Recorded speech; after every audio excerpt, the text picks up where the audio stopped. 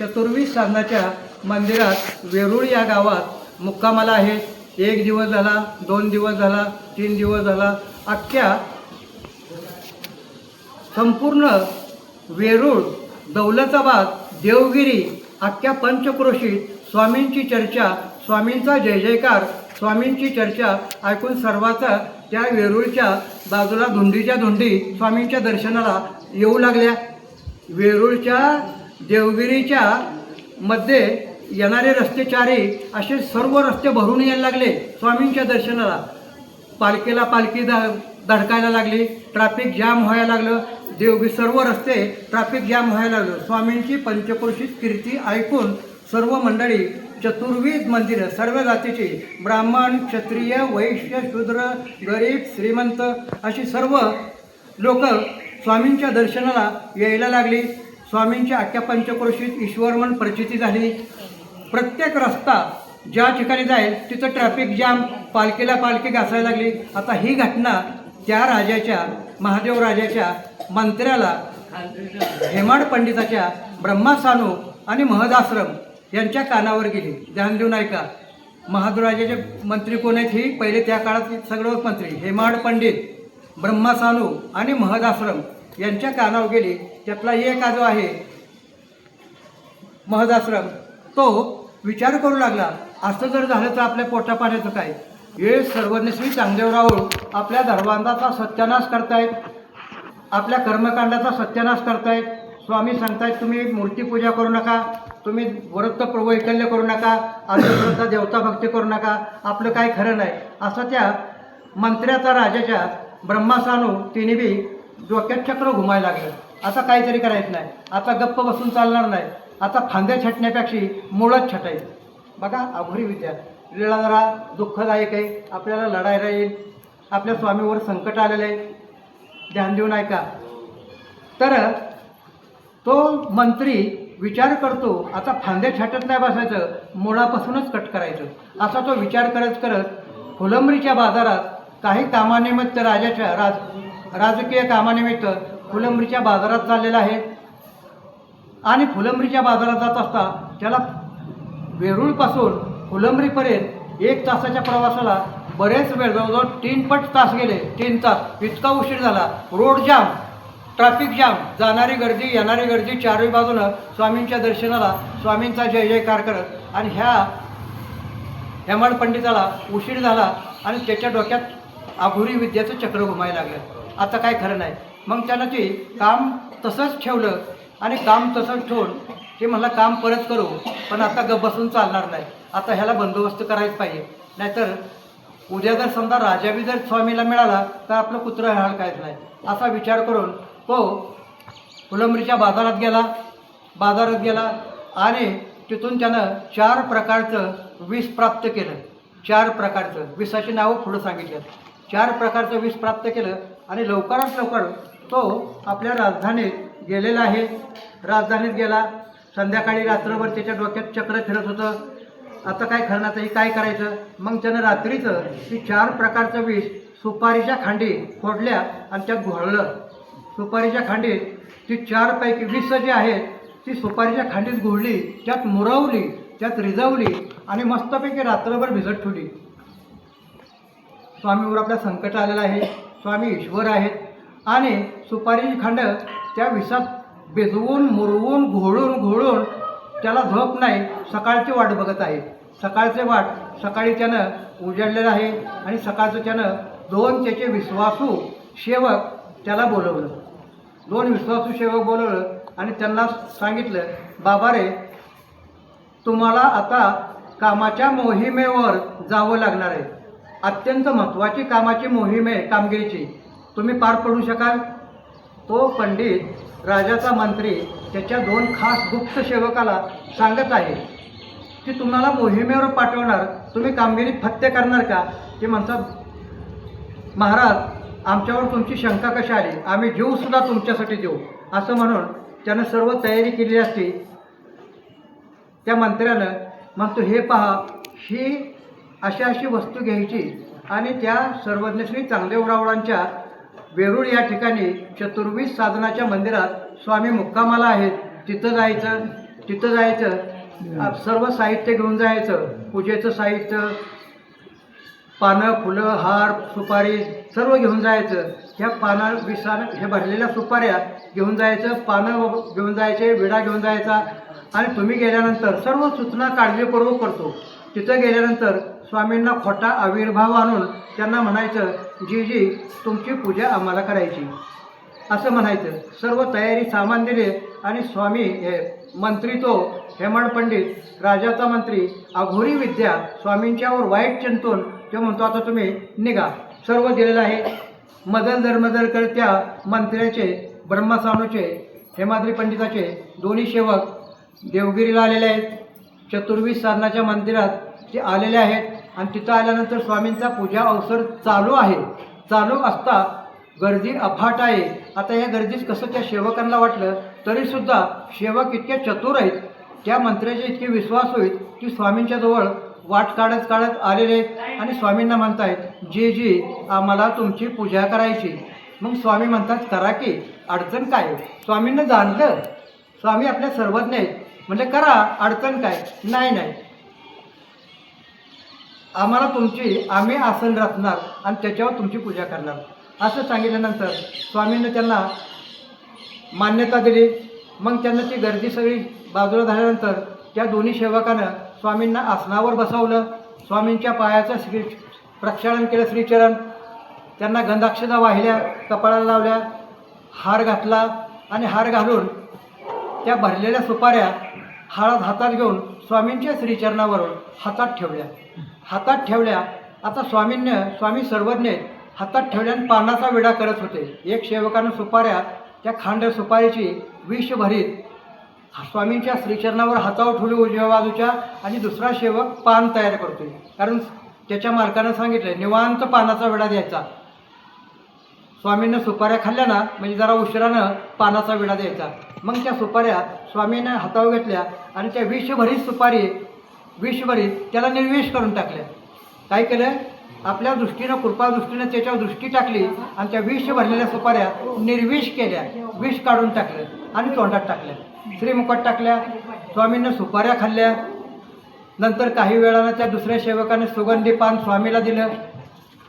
आणि पान दिल्यानंतर आसर कधी होतोय ही वाट न बघता त्यांना वाटलं आता आपलं काम झालं. पटदिशी त्यांना पाणी काढला आणि आपल्या राजदरबारात त्या मंत्र्याकडे निघून गेले. आता ह्याला वाटलं की ह्या स्वामींची वाईट घटना मला कधी ऐकायला मिळेल. 1 तास 2 तासात आसर झाला, परंतु ही वाट बघत होता. परंतु 3 तास गेले, 4 तास गेले, 11 दिवस गेले, वाईट घटना त्या मंत्र्याच्या कानावर आली नाही. त्याला शंका आली की आपल्या सेवकाने आपल्याला फसवलं काय, नक्की आपल्याला फसवलं. म्हणून त्या मंत्र्यानं सेवकाला बोलवून घेतलं. तो दिवस गेला पूर्ण. आता स्वामीने त्या सुपाऱ्या निर्विष केल्या, त्याच्यावर कृपा केली. स्वामीनं ज्याला विष दिलं ना, ती सुपाऱ्या स्वीकारून त्याच्यावर कृपा केली आणि त्याला निर्विष करून स्वामींना खाल्ल्या. तेव्हा या मंत्र्यानं त्या सेवकाला सकाळचं बोलवलं आणि सकाळचं बोलवून ते म्हणजे तुम्ही माझं काम केलंच नाही, कारण ज्या कामाच्या मोहिमेवर तुम्हाला पाठवलं ते काम झालंच नाही. तेव्हा ते म्हणजे कसं झालं नाही, आम्ही तर सर्व व्यवस्थित केलं, जसं केलं तसं त्या मंत्र्याला सांगितलं. आम्ही तिथं गेलो, त्यांना आम्ही पूजेचं आग्रह केला, त्यांना आम्ही आसनावर बसवलं, त्यांचं पायाचं श्रीचरण केलं, श्रीचरणाचं गंधाक्षता वाहिल्या, पूजा केलं आणि सुपारीच्या खांडी त्यांच्या हातावर ठेवल्या, त्यांना तोंडात टाकल्या आणि पानाचा वेळ दिला आणि आम्ही निघून आले. मग त्या मंत्र्याच्या लक्षात आलं, लोक जी म्हणतायत की एवढी अफाट गर्दीची लोळत चालली, हे खोटं नाही. स्वामी ईश्वर आहेत, स्वामी सर्वज्ञ आहेत. ते विषाचं सुद्धा निर्वंश करतात, अमृत करतात. पण आता ग बसायचं नाही, आता दुसरी मोहीम राबवायची. बघा किती हट्टी माणूस आहे. दुसरी मोहीम ही स्वामी सामान्य नाही. मग ती दुसरी मोहीम परत त्या कामगारांना तीच सांगतात, हे बघा आता तुम्हाला याच कामगिरी परत जावं लागेल आणि परत जाऊन तुम्हाला मी सांगतो तसं करा.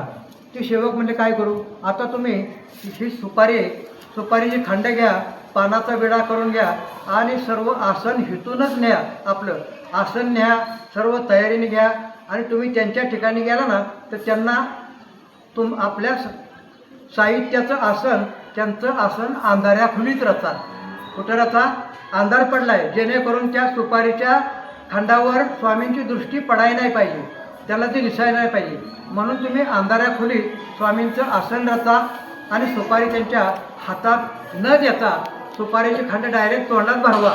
बघा किती चतुर आहे जेव. काय करा, आता हातावर देऊ नका. त्याच्यावर जर स्वामीची दृष्टी पडली ना, परत स्वामी निर्विष करतील. आता तुम्ही काय करायचं, सुपारीच्या खांडी अंधारात बसवायचं स्वामींना आणि डायरेक्ट तोंडात टाकायच्या बरोबर.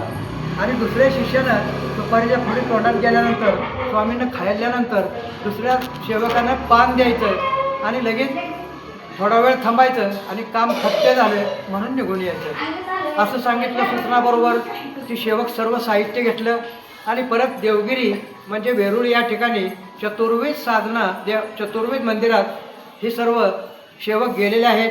स्वामींचा पूजा अवसर दुपारचा होऊन स्वामींच्या पाशी अलोट गर्दी उसळलेली आहे. आता ही गर्दी कमी होण्याची ते प्रतीक्षा करत बराच वेळ बसले. बऱ्याच वेळानं गर्दी थोडीशी कमी झाली आणि स्वामींच्या समोर वाट काढत काढत ही दोन शिष्य सामानासह उपस्थित राहिले. स्वामींना खोटा आविर्भाव आणून स्वामींना विनंती करतायत, जे जे आम्हाला तुमची पूजा करायची आहे. स्वामी म्हणतात, मग करा की, कुठल्या अडचण नाही. म्हणतात, नाही, आम्हाला आमच्या सामानाच्या आसनावर तुम्हाला बसवायचं आणि तिथं आम्ही पूजा करणार. स्वामी म्हणतात, मग करा. करा म्हटलं. मग त्यांना त्या अंधाऱ्या जाग्यात स्वामींचं आसन रचलं आणि त्या आसन रचून अंधाऱ्या जाग्यात स्वामींना त्या आसनावर बसवलं. आणि बसवल्यानंतर स्वामींना एका शिष्यानं त्या 20 सुपाऱ्या स्वामींच्या उजव्या हातात न देता डायरेक्ट आपल्या उजव्या हातात घेतल्या आणि स्वामीच्या तोंडात टाकल्या. जसं सांगितलं तसं केलं. स्वामींच्या तोंडात सुपाऱ्या भरवल्या. दुसऱ्या शिष्यानं पान दिलं आणि पान दिल्यानंतर ते शिष्य वाट बघतायत. तिथं जरा थांबले तेव्हा स्वामी म्हणतायत, महात्मे हो, तुम्ही ज्या कामगिरीसाठी आले होते ती कामगिरी तुमची फत्ती झाली, आता जावा. स्वामींना काय सांगितलं बघा, स्वामी दुश्मनाला सुद्धा महात्मे म्हणतायत. स्वामींना मारायला आले होते आणि त्यांना म्हणतात, महात्मे हो, तुमचं काम झालं, तुम्ही निघा. पहिलं त्यांचं स्वीकारलं, आता दुसऱ्यांदा पहिलं स्वीकारलं नाही, त्या भक्तावर कृपा केली. दुसऱ्यांदा त्याच्यावर विनंती केली, त्याची कृपा केली आणि त्या 20 सुपाऱ्या स्वीकारल्या स्वामींना, खाल्ल्या आणि त्यांना सांगितलं, तुमचं काम फत्ते झाले, आता निघा. तेव्हा ते 2 सेवक म्हणतात, हा हा हा हा, किती पुरुष खरंच सर्वज्ञ आहे, खरंच ईश्वर आहे, त्यानं जाणलं असं म्हणून पटदिशी पळ काढला. आता ती दोन्ही सेवक त्या ठिकाणावरून धूम पळाले, बाहेर आले. आता पुढचा प्रसंग आहे का, पळाले आणि पळले असता त्यांना स्वामींना काही क्षणात दरदरून घाम फुटला. दरदरून माझ्या स्वामीला घाम फुटला, फोड यायला लागले, शरीर हिरवं झालं आणि स्वामी मोठ्यानं वरडताय, बाई वाटे आणा. स्वामी मोठ्यानं वरडतात, बाई वाटे आणा. बाईसा घाबरलेले आहेत. स्वामी असे कसे अचानक मोठ्या आवाजावर होतात. स्वामीच्या श्रीमूर्तीकडे बघितलं तर स्वामींची श्रीमूर्ती घामाजलेली आहे. बाईचा पडदिशी गेल्या, वाटे आणले, स्वामींच्या हातावर ठेवली श्रीचंदावर आणि बाईचं म्हणतं, बाबा बाबा हे काय व्हायला लागले, तुमच्या श्रीमूर्तीला घाम यायला लागलाय. बाई तुम्ही घाबरू नका. असे 2-3 साधक आले, त्यांना आम्हाला आता त्यांची विनंती आम्ही स्वीकारली. तेव्हा बाई स्वतः अत्यंत घाबरल्या. स्वामींना ती वाटी घेतली आणि जे पानाचा विडा त्यांनी दिला होता ना, तो हिरवागार झालेला आहे. हिरवागार विडा झालेला त्या वाटीत स्वामीनं तो पानाचा तोता गुळणा केला आणि स्वामी म्हणतात, बाई ह्यो पानाचा तोता अडगळीला अडचणीत एखाद्या झाडाच्या बुडक्यात तो पुरा, कुणाला ते मुकी पडू नये किंवा कुणाच्या पायाखाली येऊ नये अशा ठिकाणी हा पानाचा तोता पुरा. असं करत करत बाईसानं तो शिष्यापूर्वी तो विडा तोता पाण्याचा स्वामींचा हिरवा झालेला झाडाच्या बुडक्यात पुरलेला आहे. असे स्वामींनं बरेच पानाचे विडे खाल्ले आणि त्या पानाचे विडे जमिनीत पुरले. स्वामींना दरदरून घाम आला. स्वामींना अंग श्रीमूर्ती गरम झाली. स्वामींच्या अंगावर फोड यायला लागले आणि जसे फोड यायला लागले तसं स्वामींच्या श्रीमुखातला बराच विष संपलेला आहे, तरी थोडा भाग आहे. आणि विष संपल्यामुळं स्वामींना परत दुसऱ्या पानाचा विडा वाटीत ठुकला, खाली टाकला आणि एक सुपारीचं खांड तोंडात ठेवलं. ती सुपारीचं खांड स्वामींना आपदेव म्हणजे आपदेव वटाला ती सुपारीचं खांड दिलं. मुद्दाम लिला केली स्वामींना की मला काय दिलं आहे आणि हे कुठल्या प्रकारचा विषय ही दाखवण्यासाठी फक्त सुपारीच्या या खांडाचा राळ्यासारखा तुकडा स्वामींनी श्रीमुखातला काढला आणि त्या आपदेव भटाच्या मुखी घातला. जसा मुखी घातला काही क्षणात म्हणजे मिनिटाच्या काही क्षणात तो दरदरून घाम आला, ताप चढला आणि तो मरून पडला. तो मूर्छित झाला. तो जे शिष्य शेवटच्या पानाच्या विड्याचा एका कानानं इतकं झोरीलं वीस होतं ती असा तो मूर्छित पडला. तसे सर्व भक्त मंडळी घाबरलेले आहेत. बाईचा घाबरल्या, सर्व हाहाकार झाला आहे. याला झालं काय? स्वामींचा उच्चिष्ट प्रसाद घेण्यास असं काय झालं आहे म्हणून बाईसा स्वामीकडे आल्या आणि बाबा बाबा हे काय झालं? तेव्हा स्वामी म्हणतात, बाई आमच्या मुखातला उच्चिष्ट प्रसाद यानं खाल्ला म्हणून याची अशी अवस्था झाली. तेव्हा बाईसा म्हणताय, बाबा बाबा ब्रह्मादिक सुद्धा तुमच्या प्रसादाला तिष्ठच बसतात. ब्रह्म विष्णू महादेव सुद्धा तुमच्या प्रसाद खाण्यासाठी मुखातला वाट बघतात. त्यांना सुद्धा दुर्मिळ आहे. असा प्रसादानं तुमच्या मनुष्य मूर्छित पडला. हा काय प्रकार आहे? तर ते सकाळी 2 कुणी भटू आले होते तेव्हापासून हे झाले असं सांगतायत बाईसा. तेव्हा स्वामी म्हणतायत, बाई तुम्ही म्हणता ती बरोबर आहे. मग स्वामींनं दुसरा पानाचा विडा खाऊन ते तांबूळ प्रसाद त्या आपदेव भटाच्या म्हणजे हा प्रसाद त्याला द्या. मग तो प्रसाद दिला. आपदेव भट उठून बसले, जिवंत झाले. बघा किती झरीले विषय. बाईसाला तर आश्चर्य झालं. बाईसा म्हणायला लागला, हे बाबा बाबा हे काय प्रकार आहे? तुमच्या श्रीमूर्ती सर्व फोड आलेत. तेव्हा स्वामी सांगतात, बाई सकाळी जे आले होते 2 बटू त्याच्या अगोदर 4 दिवसापूर्वी आले होते. त्यांचं त्यावेळेला मी त्यांच्यावर कृपा केली. काय केलं? त्यांच्यावर कृपा केली. त्या सुपारीच्या खंडात विष भरलेलं आम्ही त्या निर्विष केल्या आणि त्यांच्यावर कृपा केली. परत ते दुसऱ्यांदा आले. आता दुसऱ्यांदा आम्ही त्यांची सर्व निवेदन आम्ही स्वीकारलं. बाईसा म्हणतात, बाबा बाबा का तुम्ही स्वीकारलं? मग आम्हाला कोणी ईश्वर म्हणाल का? आई लेकरावर दयाच करते. लेकरांना जरी आईला मारलं तरी आई कधी रागवत नाही. मग आम्ही सर्व जगाच्या जीवाची माता आहोत. आम्ही जीवावर जर अशी कृपा नाही केली तर आम्हाला कोण ईश्वर म्हणाल? आम्ही काय आयोग राहिले? मग आम्ही त्यांचं ती स्वीकार केलेला आहे आणि त्यांना हे असं काय काय दिलं की स्वामी वर्तन करतात. स्वामी सांगतात, बाई त्यानं इतकं धरलेलं 4 प्रकारचं विष अशा पद्धतीत दिलं की एका विषयावर जर आपण त्याला कृती केली म्हणजे एका विषयावर जेव्हा मारायचं औषध केलं तर दुसरं विष त्याच्यावर चाल करतं. असे एकाचवेळीच एक विष 4 प्रकारचं इतकं झहरीलं. एक राळ्या एवढा जरी तोंड गेला पण तरी कुठलाही प्राणी जिवंत राहणार नाही. अशा प्रकारचं. तेव्हा बाईसा म्हणतायत, बाबा बाबा त्या विषाची नावं काय? सांगा विषाचं नाव कुणाला येतं का? 4 प्रकारचे विष कुठली? कुणाला नाव सांगता येते का? बाईसा विचारतात, बाबा बाबा ते विषाची नावं काय? कशासाठी विचारलं? आपल्याला माहिती पडायसाठी. स्वामी सांगतात, बाई 4 प्रकारची विष त्या मनुष्यानं बाजारातून निर्माण केली. त्या 4 प्रकारच्या विषाची नावं हलेहल. पहिल्या विषाचं नाव काय? हलाहल. दुसऱ्या विषयाचे नाव आहे हलाहल काळकुट्ट. पहिल्या विषयाचं नाव हलाहल, दुसऱ्याचं काळकुट्ट, तिसरी रतनशिंगी आणि चौथी बचनाट. ध्यान देऊ नका. विषयाची नावं काय? हलाहल, काळकुट्ट, रतनशिंगी आणि बचनाट. असे ह्या 4 विषयाची नावं सांगा तुम्ही. सांगा तुम्ही परत. नावं सांगता येतील का? हलाहल, काळकुट्ट, रतनशिंगी आणि बचनाट. अशा 4 विषयाची नावं बाईचा विचारण्यावरून स्वामी सांगतायत, अत्यंत झरेली विष आम्ही प्रशांत केली. स्वामी सांगतायत, बाई हे विष देणारे आम्हाला आली होती, त्यांचा दोष नाही, त्याचा सूत्रधार हा दुसराच आहे. स्वामी अत्यंत सुंदर वर्णन करतायत. म्हणतात, बाई या आम्ही बनवलेल्या सृष्टीत, आमच्या सृष्टीत बरेच जीव आमच्यावर श्रद्धेने बघतात आणि बरेच जीव आमचं वाईटसुद्धा चित्तात. काय सांगतात स्वामी? बऱ्याच प्रकारचे जीव आहेत. ही सृष्टी आम्ही निर्माण केली. ही संपूर्ण जीवावर आनंद आम्ही द्यायचं ठरवलं आहे.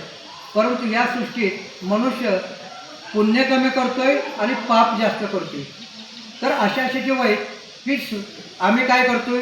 ह्या जीवाला कर्मकांडातून, देवता भक्तीतून बाहेर काढायचं आणि ईश्वर धर्माला लावून त्याला आम्ही जन्म मरणाच्या फेऱ्यातून मुक्त करतोय. पण काही जीव मुद्दाम ईश्वर भक्तीतनं काढून कर्मकांडात लावतायत. याच्यासाठी हा खटाटोप याचा सूत्रधार दुसराच आहे. हा सतत हा गप बसणार नाही.